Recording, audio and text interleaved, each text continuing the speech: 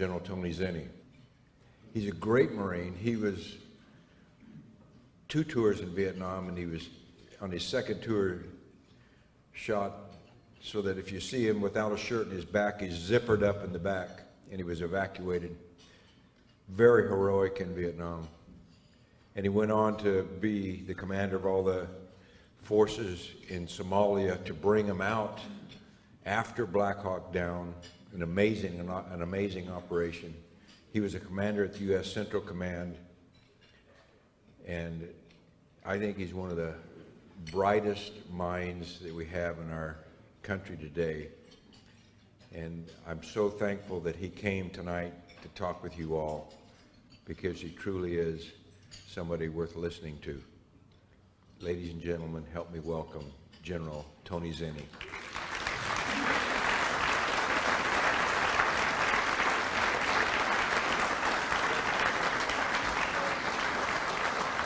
Please sit down. Please sit down.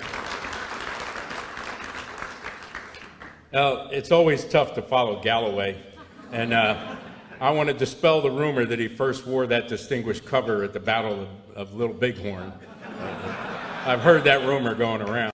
We don't apologize for anything. There's nothing wrong with us and what we did and what we did afterward. You know, we are as much the greatest generation as the one that preceded us.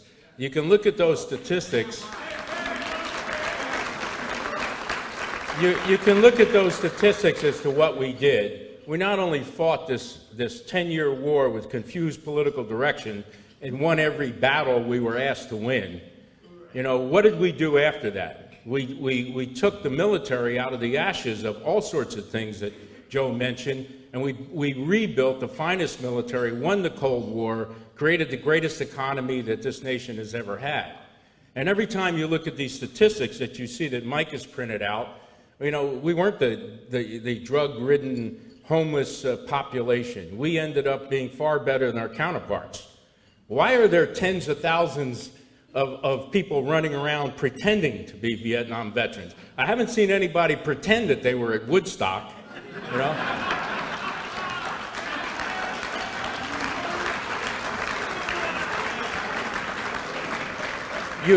You can't steal our valor.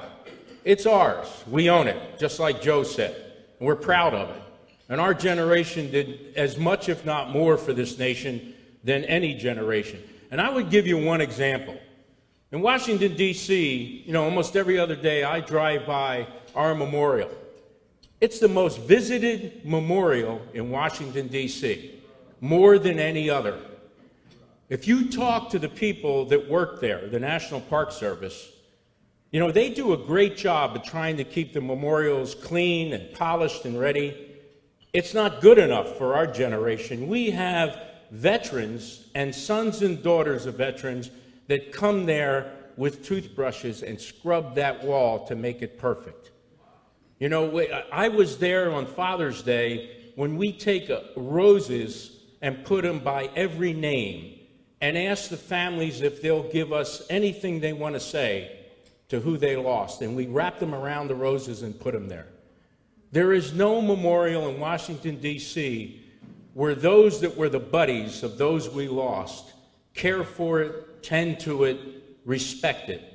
We are now building this center, this memorial center, that'll be next to it underground, that will tell the story of every person that was on that wall. And we've asked the families to contribute because we want them to be living representatives of what our generation, you know, really was all about. So that we have a generation, I really resent the fact that every time we talk about Vietnam veterans, there's some sort of apology, or we had a tough time, or the American public didn't understand what we did. We know what we did. We know what our buddies did. You know, we held them in our arms when they died.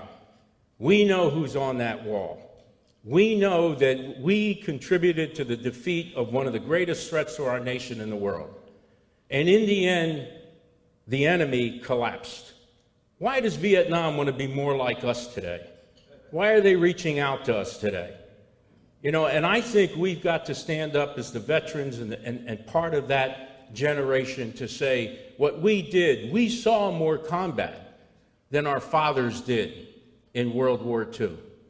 The average grunt saw 240 days in a one-year tour, when the veterans of World War II saw 40 on average.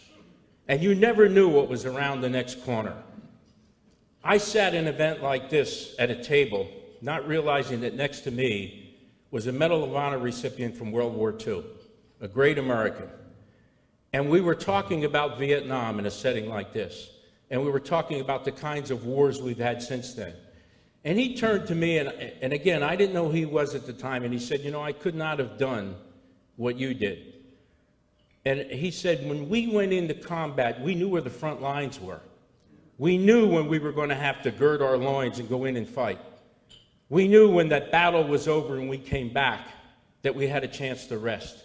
He says, spending a year or more in an environment that you didn't know what the next day brought, the next minute, the next second, would have been extremely difficult for me to handle. And I was shocked to learn this was one of the greatest heroes of our nation has ever produced. Again, a Medal of Honor.